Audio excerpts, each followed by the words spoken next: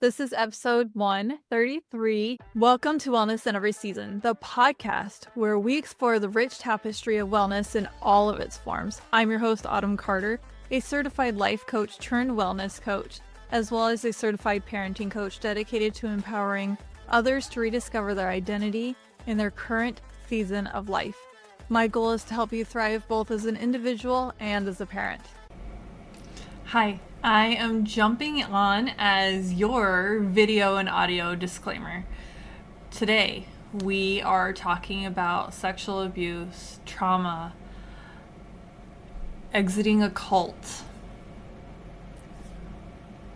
drug use, death, and we're about therapy. This is clean in terms of vocabulary, but the topics can be quite heavy, and it is an amazing topic, but like I said, it can be triggering. It's worth listening to with caution if you're worried about being triggered.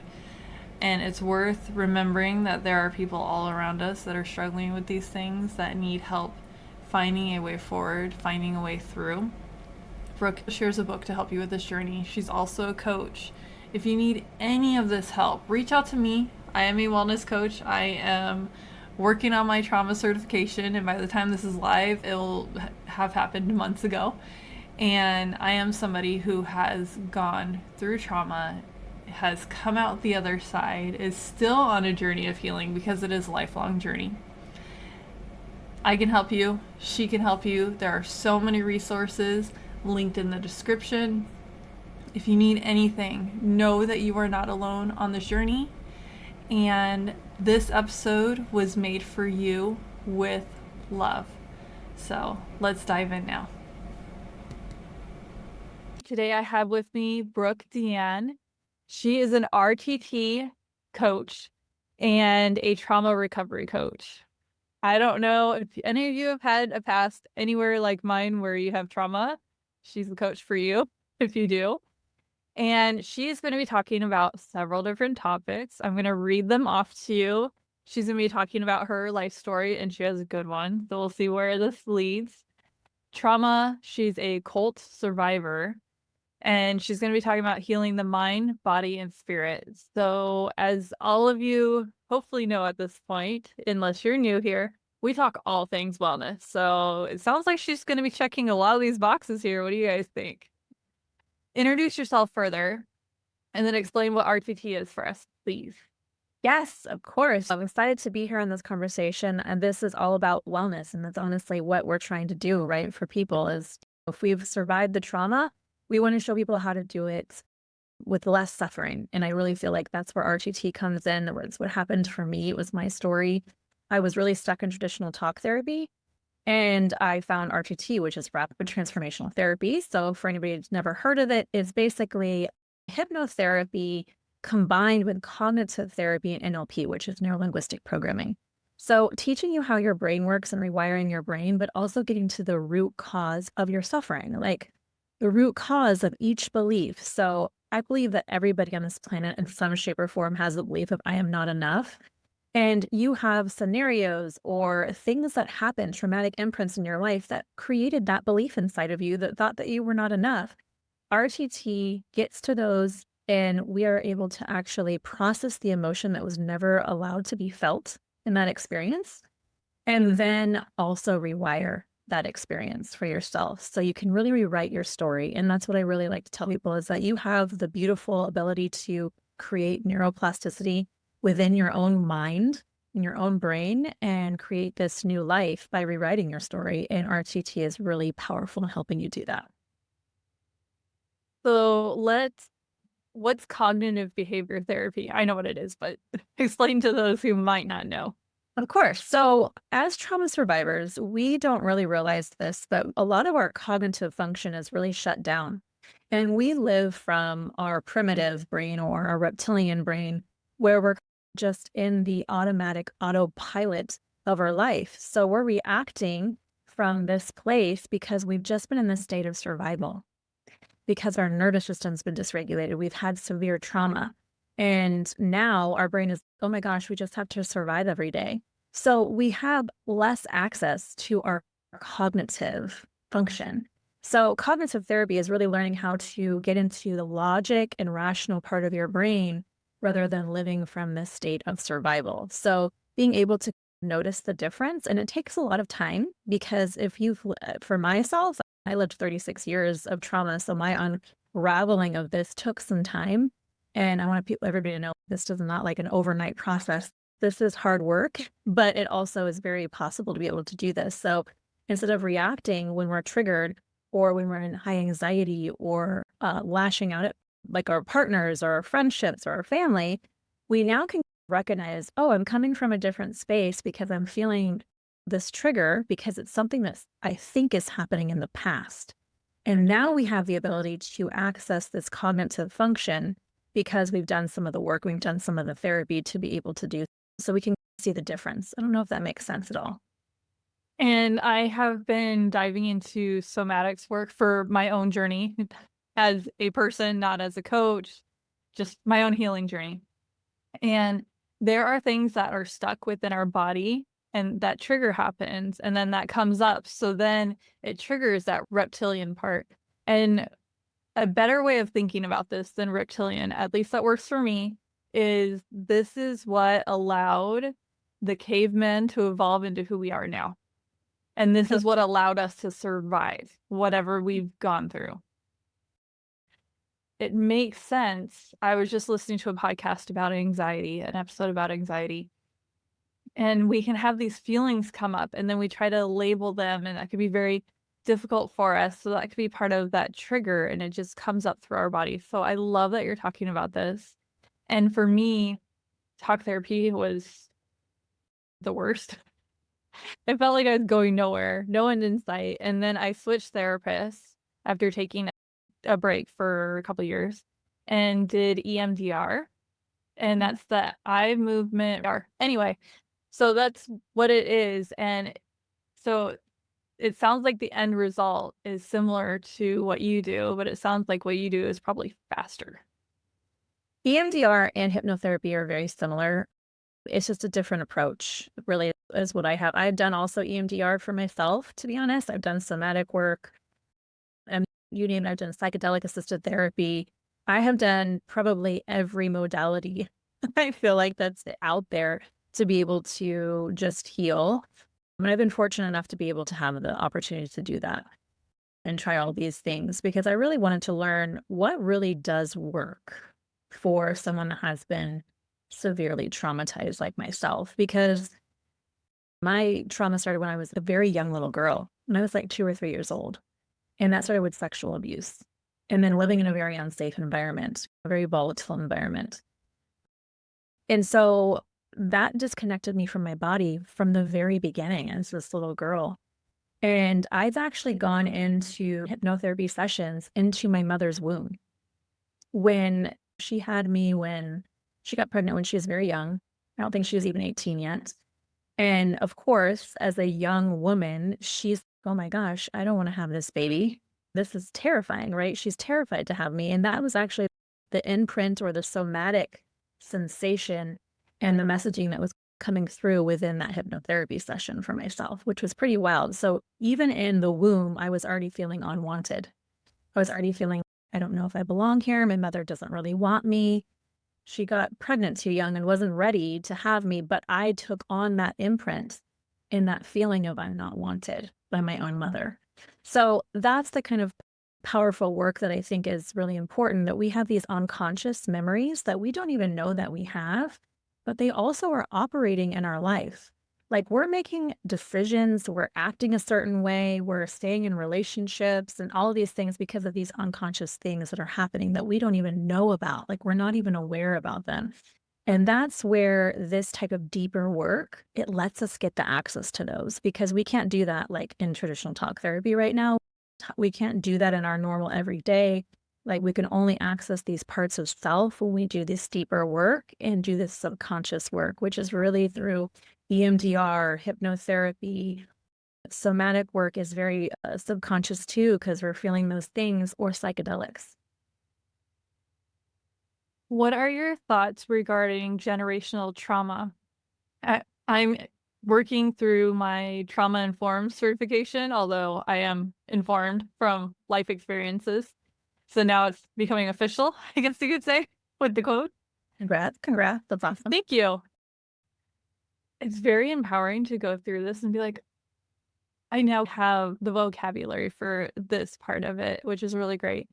And it has given me the space to understand my mother more and the decisions that she made because of her trauma and her triggers and not processing them. And it's very interesting. But anyway, they were talking about they are actual therapists. They've gone through a lot to get to where they are now. They were addicted to heavy narcotics, like living on the street, like a lot has gone on here. So it was their get to know us, and then here's what we've learned, and here's how to apply it type of thing.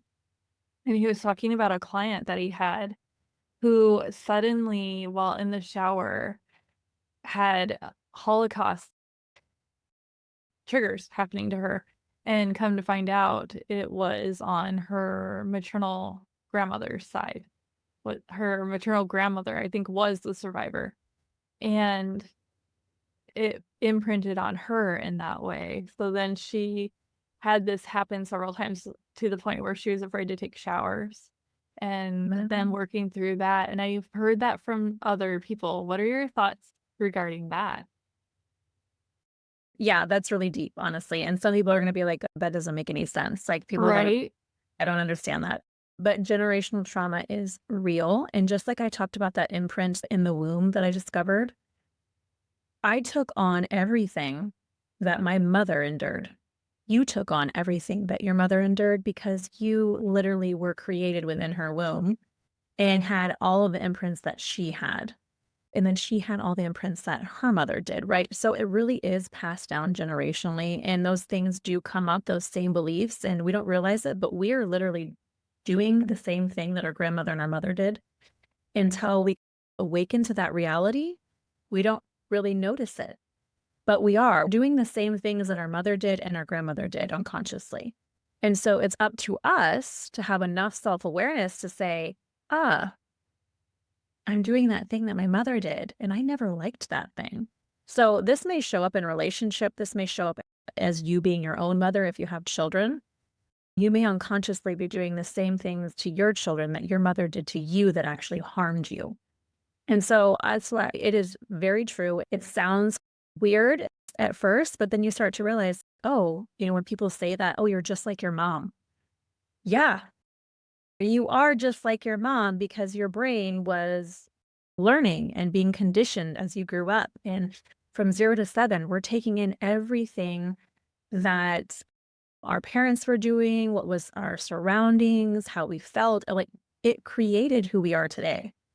It was that original like programming and conditioning that we have, and we're still doing that as an adult. So unless we decide to change it, to do the work, to say, no, I don't want to operate from this space. I don't want to have these beliefs. They're not even usually yours. They're your mom's beliefs or your grandmother's beliefs or your dad's beliefs or things that were created from your experiences. So it's about unraveling those and healing yourself so that you don't pass this on to the next generation. You don't pass this on to your children and so on. And this is really doing the actual healing work so that we can be aware and conscious enough to be able to change things for future generations. It's really important work. I've gone through that, but it was also the reason why I started with somatics is I was sick of the fight and the pushing and pulling within my own body with different things. Because there's, yes, being self-aware, but then there's, what am I going to do about it? Where do I even begin to start this journey? And I know so many people end up stuck there and they're like, okay, it sounds like too much work. So this is just who I am. I'm sure you've all know. And then everybody else listening knows at least a couple people like that. Yes. Yeah, where you give up because that just when you said that, like that pulling or that resistance or that uncomfortability, guess what? Your brain is literally wired to keep you comfortable. Like it's wired to keep you safe and comfortable. So if you're going into places that feel uncomfortable and you feel uneasy, of course you're going to want to avoid it because your brain is going to say, oh, that doesn't feel good. Let's not go there. So your automatic reaction is going to be, I'm going to give up on this. This is not okay. This is not comfortable. It's the same thing if you decide to go on a diet, right? We go on a diet, they're really good for a while, and then all of a sudden they're like, oh, 2 weeks later, they're like, ah, screw it. It's too hard. It's like, this is too much. Like you stop going to the gym, you stop doing what you were supposed to be doing to lose weight because your brain says this isn't comfortable. This is not what we normally do. We do this. And so your brain is always pulling you back into what's comfortable. And this is why a lot of us fail in the things that we're wanting to do. We don't push through the uncomfortability. We don't push through the unease of being able to keep going. And so that's what I like to teach people. Like, let me teach you how your brain works, because once you know how this thing between your eyes works, like you have so much power because your mind is how you create and how you want to live your life. And so if you can master this and discipline your mind, there's limitless possibilities for yourself. That's so true. You went with diet, and I was thinking just New Year's goals. Mhm. How many people make the same goals over and over again, and then they lose that trust in themselves because they can't actually even take that first step to the Yes. next thing. Yeah. Because it's too scary. There's a part of our ego also that doesn't like change. And it also, if there's anything that's fearful, it's going to try to avoid it. So it's also going to be a part of you that's going to have to build up your own mental fortitude or your own mental capacity to say, you know what, I'm going to embrace this. I'm going to be brave and I'm going to have this fear and I'm going to go and do it anyway. And this is a lot of the reason why people stop therapy or whatever work they're doing because they're like, this is too much. I can't handle this. And then they just stop doing the work. And then a year later, they realize, God, I'm still stuck in the same relationship, or I'm still stuck and I don't feel good. I'm so anxious. Nothing's going right in my life because you stopped doing the work. And then you wonder why you're still in the same place that you were last year. So I just always want to give people the reality check of when things get hard, you're finally getting somewhere. You're about ready to have a breakthrough. Like you're about ready to unravel a new layer of you. So when it gets hard, keep going. Don't give up. This is the part where it starts to get really good. For me, it's remembering that relief is on the other side, and then it changes. It's a different kind of hard, but at least I get that relief from that one thing. No, we froze. Are you still there? Uh-huh. There. Adam, oh, there Yeah. we are. It says my side. Okay. Oh, There you go. You're by yourself. okay. You're not frozen now, so it's my side. Okay. Can you tell me, unless you had more that you want to share on that, otherwise I would love to talk more about your own journey through this. Yeah, my own journey to trauma. So you are a cult survivor, which is a big thing. Yes. Yeah. I was born and raised into a cult, so third generation. So we were talking about generational trauma earlier. That's some real stuff. Yeah. Wow. So it really passed down. I was born into it. I didn't question it. First of all, when we're children, we don't question our parents. We're supposed to trust them. We're not supposed to question them. And I just thought that what I was doing was the truth, as they called it, that this was the religion I was meant to follow, that this is the God that I was meant to follow. And my parents were very into it. They were very strict within this religion. It was already strict enough, but my parents lived and breathed the rules. And my father was very narcissistic, so he was very controlling, manipulative. He would withdraw his love and his affection if you didn't perform just the way that he wanted. He expected perfection really out of the whole entire family. He wanted to present our family as like this perfect spiritual example within our religion. And that's really what this religion was about. It was very judgmental. Just for anybody who wants to know, I was raised a Jehovah's Witness, so we couldn't celebrate birthdays. We couldn't celebrate holidays.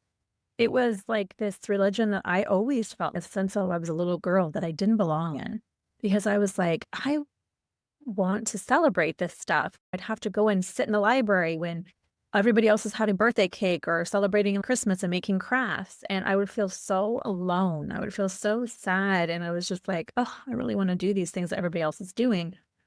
But I was taught from a young age that everybody on the outside of the society was bad, evil, worldly, as we called them, and we were not meant to be a part of that world.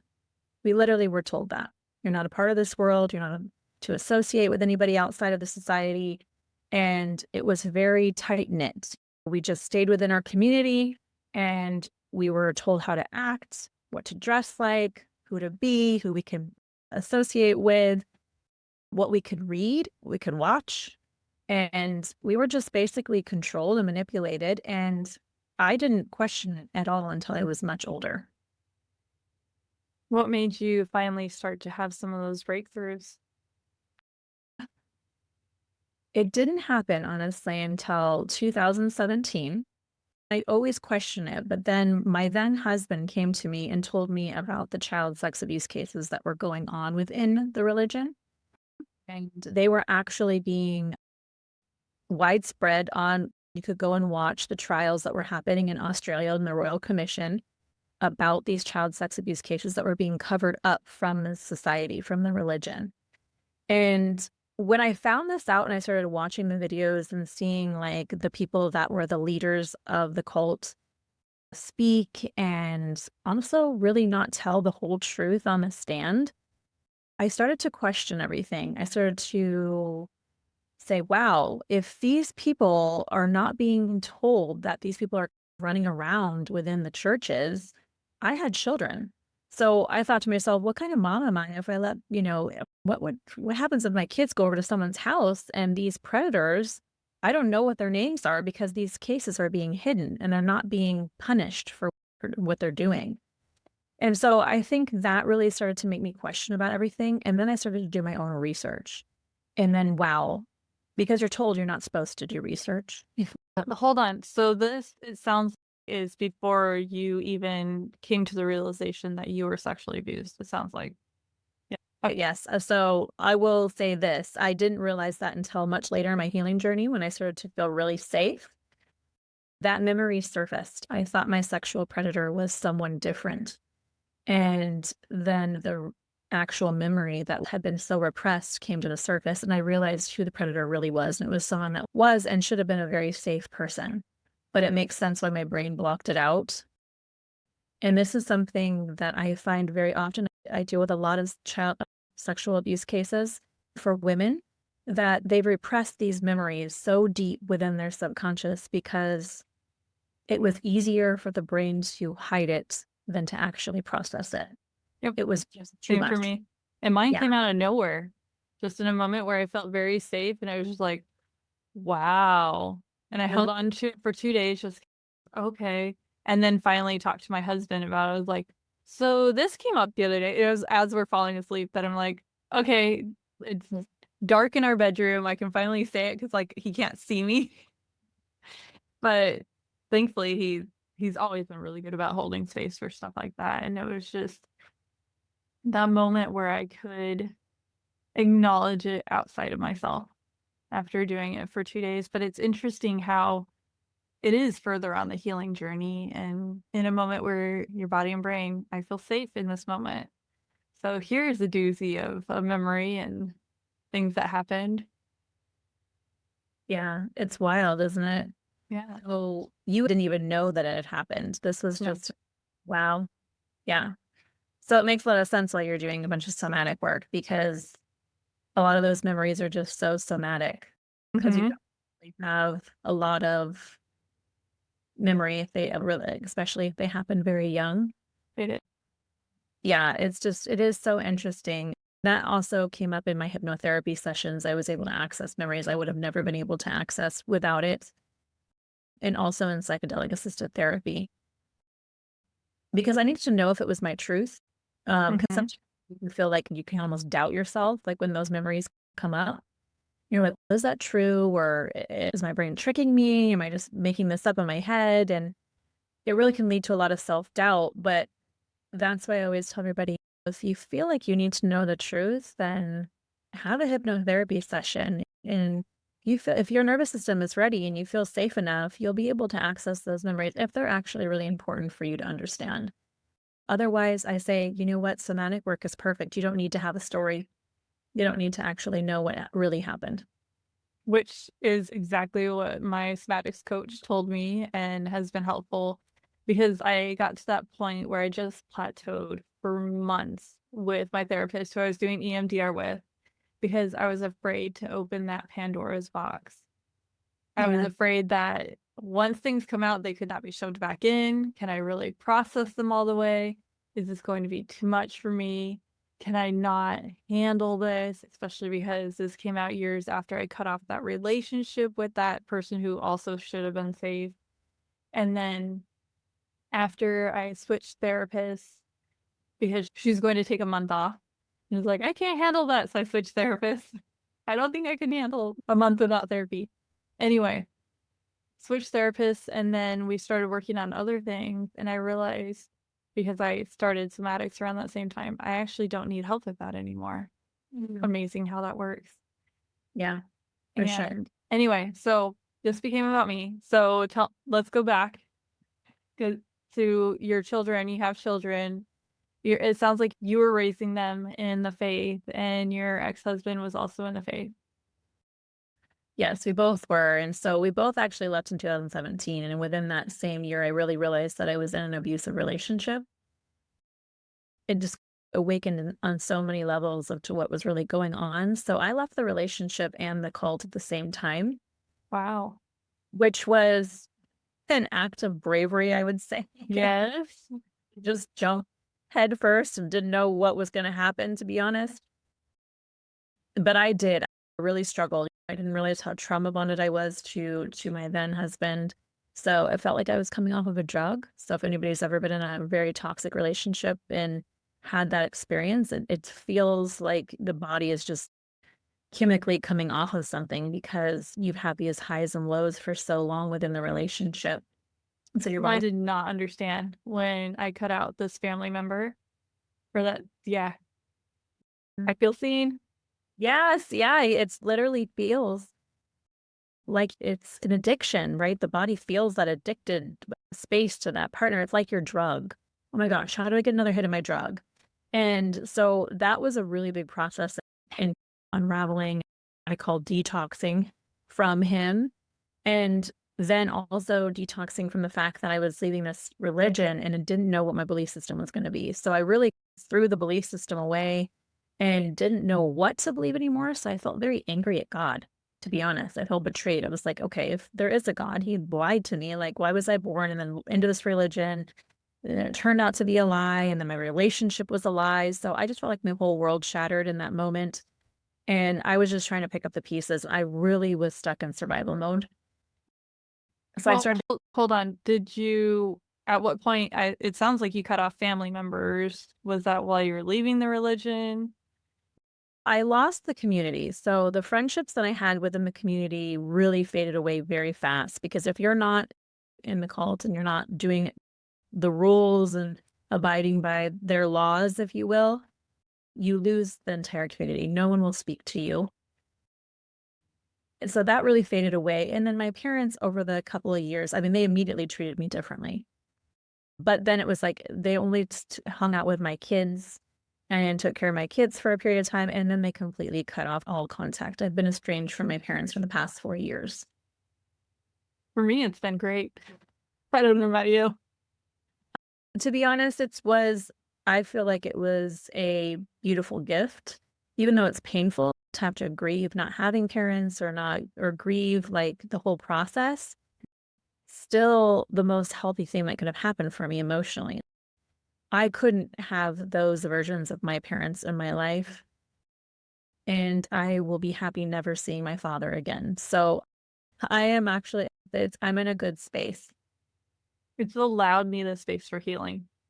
Yes. And I've had several conversations with our kids, and will continue to, that not everybody who looks safe on the outside is actually safe. And not everybody. So when we look at disabilities, it's easy to tell the people who are physically disabled. but the ones with mental illness, it's harder. So we've had a lot of those conversations and we'll continue. Yeah, that's super smart to say it like that, I think, because it is true. You don't realize how mentally unstable people are until you start to do this inner work, and then you see how much damage these people around you have caused as you start to unravel this trauma, and you're just like, wow. How many stories you tell yourself that are theirs. It's their baggage, their luggage, give it back. Yeah. The anger that I held within my body, it wasn't mine, it was my dad's. Mhm. Now I don't even really get to the point of anger. I would have the raging anger like inside out. Like maybe that's why he's my favorite character, how he just has that flame come out of nowhere. I think it's comical now, but having that inside my body, living that was so hard. And now I get frustrated and I get like everything but anger, like the cousins and everything else when I even need to feel that emotion and release it. It's very interesting just how many things we take on that aren't actually ours. And the work allows us to realize that. Completely. I would agree that I think anger was a lot to do with my father's as well. My father had so much anger, and I felt all of that all the time. I was always in the line of fire for his wrath. And I think that realizing the anger that I have within inside me is a lot to do with the anger that he had. We're talking about that generational trauma. We do take on these things and we're doing the work for them, if you will. All of the men since the Mayflower, I think my family goes back that far on my dad's side, has been in the military Mm. up until my dad. He tried to join the police academy instead. But just thinking about those generational expectations on the men and the fact that my dad had a daughter and no other children. Mm. So couldn't carry on the family name, like all of the male. So it makes sense that so much of him was broken just from those things, let alone everything else that he's gone through his Yeah. own mental health stuff. Because I have my associate's degree in medical billing and coding, so learning about different mental health things. I'm like, oh, he would receive that diagnosis and that one, and I'm diagnosing him when I only have the qualifications. And then my undergrad is in applied health and having to go through some of those same classes and have that presented to me and presented to me with my mom and other people in my family. It was very eye-opening. And I think that's why I've always been drawn towards medicine is because of that, and also because my father grew up in a cult as well. It's Mm. Christian Science. Okay. And the religion I am now, some people call it a cult. So you never know. Mine's a lot more open than any of these, but he was the one who started to break those chains by questioning things within his religion. So it's also a chance to thank him for at least opening that gate, so to Mhm. speak. Yeah, for sure. Because as long as someone does that, then the next generation is not stuck. And I'm really grateful that I got to do that for my kids. We've been out now for almost 8 years, and they now the opportunity to do everything that I didn't get to do at that age, celebrating birthdays, celebrating holidays, really being able to choose who they want to love or choose who they want to hang out with. They just have so much more freedom and the ability to learn who they are authentically without being suppressed. And I've had that same gift. In the past 8 years, I've done so much growth, so much evolution within myself, not only mentally, but just being able to be authentic with who I want to be or how I want to show up in this world and letting go of the judgment or the mask that I had to wear for so long because I was told who I had to be. So let's go to your ex-husband for a second. How has his journey been? It sounds like you guys have had totally different journeys. We did have very different journeys. He's actually no longer with us, unfortunately. We lost him in 2020 to an overdose. It was very tragic. While I intuitively had a premonition that he was going down the path of no return. I was trying to help him even though we were divorced. Obviously, I wanted him to be a father to the kids. I wanted to support him however I could so that he could show up for our boys, and he just mentally could not find any of his stability after we left the cult. He went on this other side of him where he wanted to party and do all these other things because we weren't allowed to do those things. We married really young. We got married at like 18 and we were married for 17 years. So we didn't have all these other experiences that most young adults get to have. When And they then still have the safety net. Yeah. yeah, exactly. So we didn't really have it. So it was like he was just living his best life, which was more power to him. But I think it was more like he was masking this also very deep sadness within himself as well. And while I had those same things, I guess I just dealt with it differently than he did. And unfortunately, that's what came to the outcome that he had. But his death really ignited something within me to have my own spiritual awakening because I threw away the belief system. I threw away any of what I had believed prior to what I had been told. And so at that time when he died, I was just like lost. I was like grieving. Even though our relationship had been very toxic, I still, in some shape or form, had loved this man that I knew that was inside. And the other stuff that he showed and displayed on the outside, I knew wasn't him. It was just his trauma. But at the same time, I saw my children grieving, and that, as a mom, is, like, the most it sounds like you have a child, and I have watching your 4.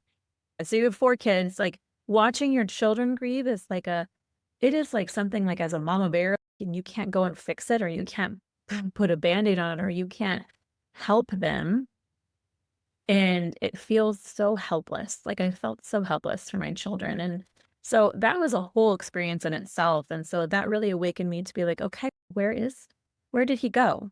What does happen to us when we die?" And I felt like the more that I asked these questions, the universe just had mentors and teachers and people show up in my life to be like, "Here's your answers," and it started to just resonate with me, and long story short, I talk about this in my latest memoir that I just released, Shattered, Broken, and Beautiful, but I talk about the fact that he really came through, and I don't know what everybody's belief systems are on here, but he really came through from the other side and showed me signs and had people come to me and tell me that he had to talk to me and all of these things. And psychic mediums were showing up in my world, and I didn't really even, I was afraid of psychic mediums because of my old belief system. And so it was a pretty wild journey, but it helped me heal. What about your children? They have done so much healing work on themselves, and they're like little warriors. I'm so proud of them and how much growth they've had, but they're still evolving, right? It's really hard for them to grow up without a father. I have a partner now that plays out as a father figure, but they've lost their father. That's irreplaceable. And that's something they're going to have to live with for their whole entire life. And so I think that grief is just love with no place to go. And so you just have these ebbs and flows of the process, anger, grieving, sadness, acceptance. Sometimes you accept it and sometimes you don't. And I think it's just part of our life experience here. That makes sense to me. Mm. Yes, for sure. So here's my question. If you were to start this all over again, where would you start? What would be your first step? That's an interesting question.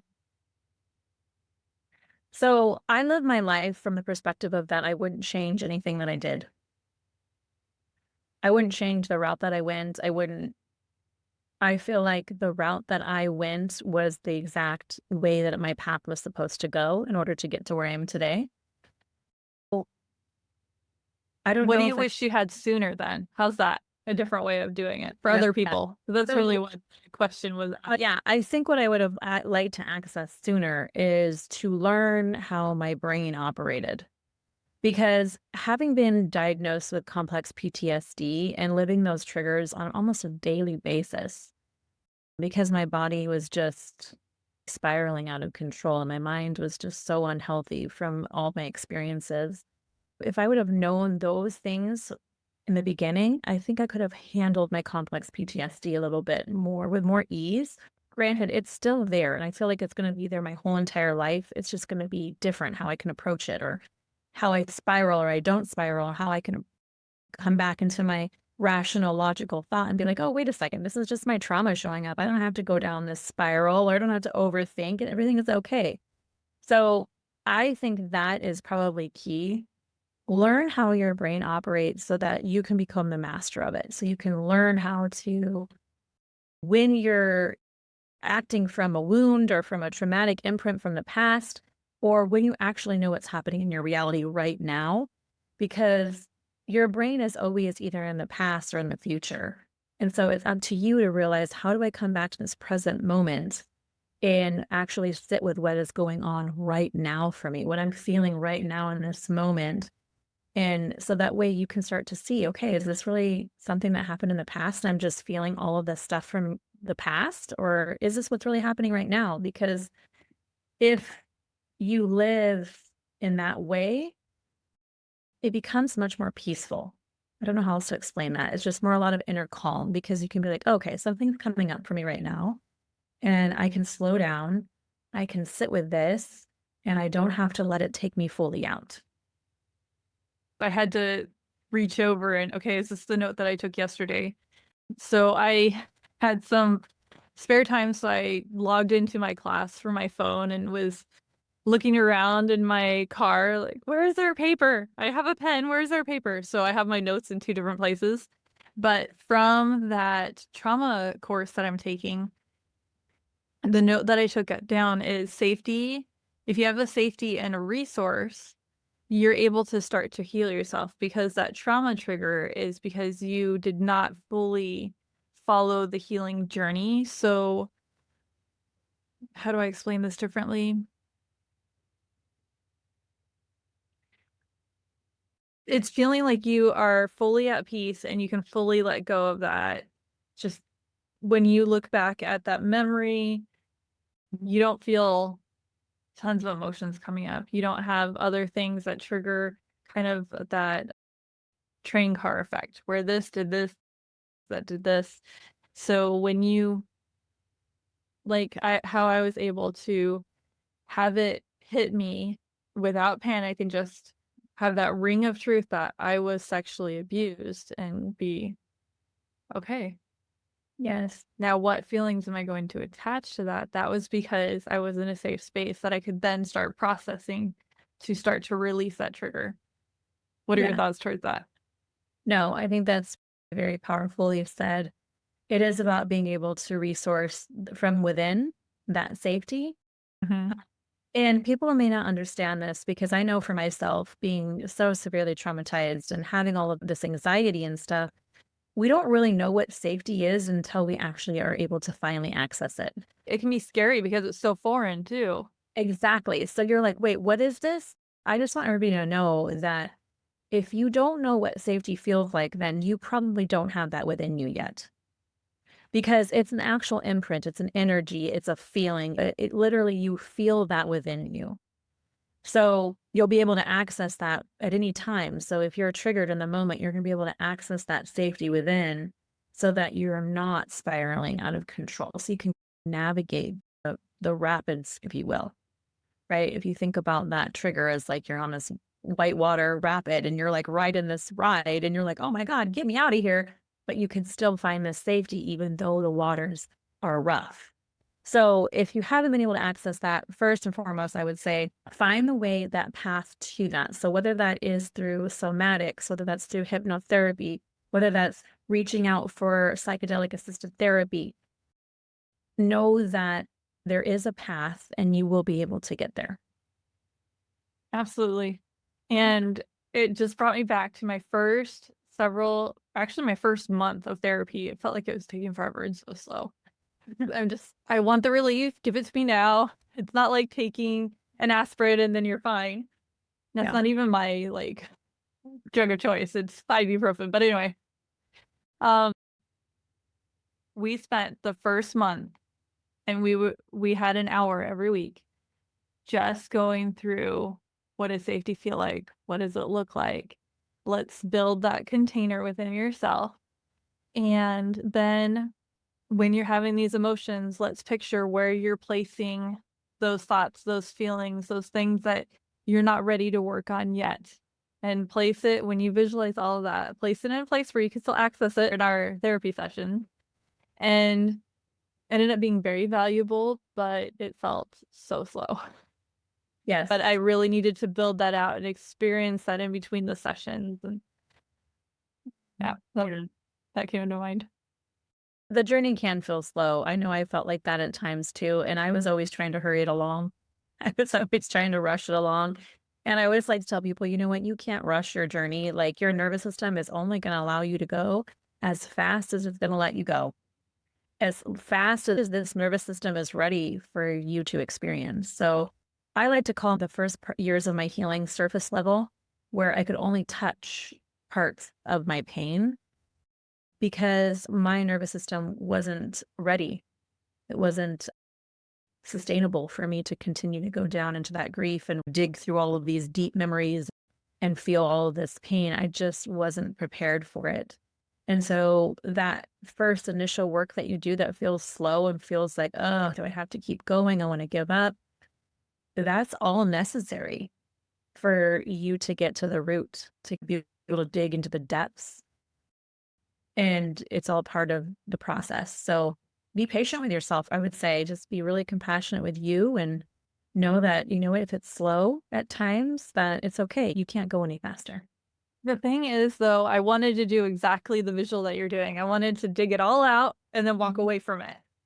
That Yeah. can be back there. I'm not going anywhere near that again. It's no longer going to touch me. I just want to rip it all out and walk away. But I think that's the thing is you were talking about how you didn't use these words, but I'm sure you felt empty when you walked away from all this stuff because things were removed.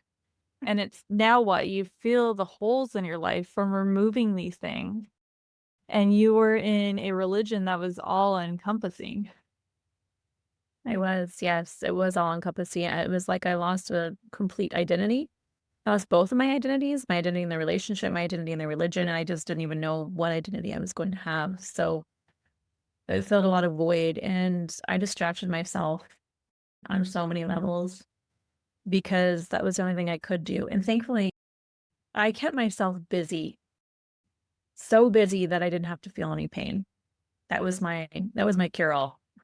Which it sounds like your ex did that in a different way. Mhm. Yeah, because ultimately it keeps us safe, right? If we're busy, then we don't have to feel. And so we're doing that behavior unconsciously. Like, how can I keep filling my gaps so I don't have to feel or I don't have to sit with myself or I don't actually have to think?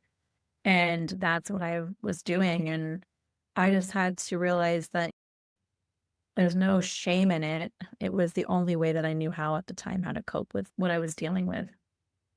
And I think this is extremely important for somebody who's witnessing and trying to help somebody through trauma, through a breakup, through whatever, a big thing. And a breakup can be traumatic.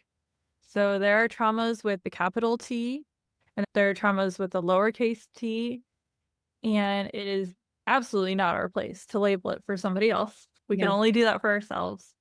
And depending on our personality, depending on what we've already experienced, some things that can be a capital T for some people or a lowercase t for others, and you never know. So there's that. And the takeaway for this is giving somebody the space to process and being there, holding that safe space for them, and realizing that safe space can feel scary because they're used to something that's unsafe. So if you want to think of domestic violence here and that whole thought of why don't they just leave? Because this is known, the domestic violence, but the unknown is so scary because you can't picture it, you can't place anything on it because it literally is unknown. Yes. You got that in spot on. So true. And it's why women that are in domestic violence relationships will literally go back up to 7 times before they actually have the courage to leave because the unknown is so much more scary. or the fear that the partner puts into you because they tell you you're not going to make it without me, or I'm going to take the kids, or whatever they're using. A lot of times it's financial. And I see this in a lot of my clients. These things are happening for these women because they can't get over the unknown. It's scary. Mhm. And it can be scary to have all of these holes, these openings in your life to start to fill them again. And it Yes. can become so empowering to realize, wait a second, I get to choose. I get to choose what's going in this time, not somebody else. This is mine. This is my own container. That is me. That is my future. And also realizing that you have the opportunity all along the way to change things out, to evolve. Yes. Yes, indeed. I love that how you said that. You get to choose. And that part can be very scary. I was not allowed many choices growing up. So when I first moved out, I would have to ask other people to make choices for me because I'd be overwhelmed so easily by them. And sometimes I still get that way. And it is nice at this point in life to realize I have a spouse and I have 4 children. So 5 other personalities that would like a say in different things, like where we're going on vacation is the latest one. And realizing, hold on a second, let's actually get everybody's input so everybody feels invested. So I really love going back that you would not change a thing. And if you did try to change something now looking back, it wouldn't be the same because you definitely needed that all of that space to reprocess and to get used to what do I want my new norm to be. For sure. We covered so many things. Is there anything that you feel like we have not covered or anything you want to speak to? No, I think we covered over some really awesome stuff. I think we left some great knowledge and some insight that people can take and use into their own lives. And I really feel like that's what this is all about, is these conversations are about all of our stories are so intertwined and we're all connected on this deep level. We just don't really realize it. And so it's why we can listen to somebody and be like, oh my gosh, I'm resonating with what she's saying. And then that will awaken you to, okay, this needs to heal within myself. And that's what I always like people to do, is just pay attention to those things and then don't ignore them or forget about them. Write them down and then come back to them. What did this bring up in me so that I can reflect? And this is really the personal development work that's going to help you grow and evolve into the version of you that you want to be in this lifetime. What do you recommend to somebody who feels the trigger coming on? Breathe. Stop and breathe. Your breath is like the best thing to be able to access the safety within, to tell your nervous system, wow, right here, I'm right here, I'm right now, I'm okay, I'm safe right now, I can take care of myself, I'm not that little girl anymore, I can stand up for myself, everything's gonna be okay. And that breath will help you take a moment to stop, challenge the trigger, and choose what path you want to go from there. So I always like to say, stop, challenge, and choose, right? Stop, take that breath, take that moment, and then you can start to see, okay, where am I going? Am I going to allow my brain to take me down the path it's gone down millions of times, or am I going to go down a different path today? Am I going to see what's really coming up for me? And am I going to react differently or respond differently? And this gives you more choice. And this is how you're actually repatterning and retraining your brain to operate from a different space and to react differently in every situation. I love it. There are so many different things, tools that you could do, but that's really a key one. And what I like to do is I focus more on my breathing out than my breathing in. Yeah, perfect. So I'm not hyperventilating, because sometimes when I get to that point, I'm not fully breathing out. I'm just focusing on breathing in. So if I'm slowing down and breathing out, then I can allow my other senses to come back online and everything else to happen. Do you happen to have a copy of your book nearby where you can show us what it looks like for those that are watching through video? Oh, and there's a butterfly. I love butterflies. Yes, me too. Butterflies are a big part of my story. And how thick is this book? Show us the side of it. Yeah, not bad. Um, Book club worthy. You could totally read that in book club. Oh, thank you. Actually, I have created a book club for this month for my Warrior Goddess members and anybody that's interested. We are going to be reading my book. And then in the months to come, we're going to be reading a bunch of books about complex PTSD and healing and growth and all of those things and having really beautiful conversations and connecting with one another. This won't come out soon enough, but send me the links though, and I will still put that in my newsletter for now because I know people who need it.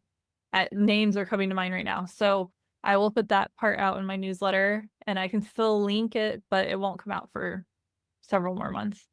Okay. I love that. Thank you, though, for doing that. I appreciate it. Yeah. It's about healing, right? We'll see. Maybe my internet will work for a second. Thank you for being on. This was amazing. And thank you for being willing to be in the spotlight while I was off screen for the internet. Thank you. I feel like looking at the outline that we covered everything. Do you feel like there's anything else? I can throw it in the newsletter when this does go live. And if any of your links change throughout, we'll have them. For everybody listening, all of the things that we've brought up, we will make sure to have linked, especially the link to her book.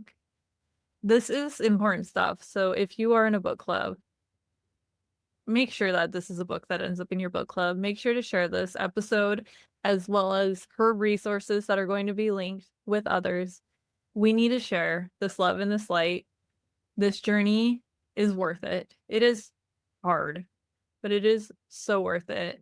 And I love different tools that you mentioned that I have not tried, like hypnosis, that I'm excited to start to explore more because it is about gaining more tools in your tool belt or tool chest, however you want to think about it, and helping yourself. And as you're helping yourself, you can better understand how to help other people because it creates that ripple effect. When you heal yourself, you can better show up for other people and they can better show up for other people. And it's those rings in the water as you throw in that rock. So thank you for being here. Thank you for allowing us to have this conversation, Brooke. And this was just amazing. Thank you for your time. Thank you so much for having me on your show. I appreciate it. Thanks for tuning in to this week's episode. I am your host, Autumn Carter, a certified life coach dedicated to empowering individuals to rediscover their identity, find balance amidst chaos, strengthen relationships, and pursue their dreams. My goal is to help people thrive in every aspect of their lives. I hope today's discussion inspired you and offered valuable insights.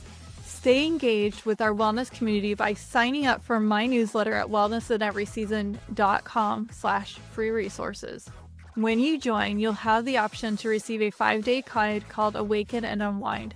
5 days to mastering your mornings and evenings, along with free guides, special offers on my programs, practical tips, personal stories, and much more, all related to wellness, by signing up for both offers on the page. Don't miss out on these valuable resources designed to help you thrive in every area of wellness. Join today and start your journey to wellness in every season. Your shares, subscriptions, and reviews help us reach more people seeking empowerment.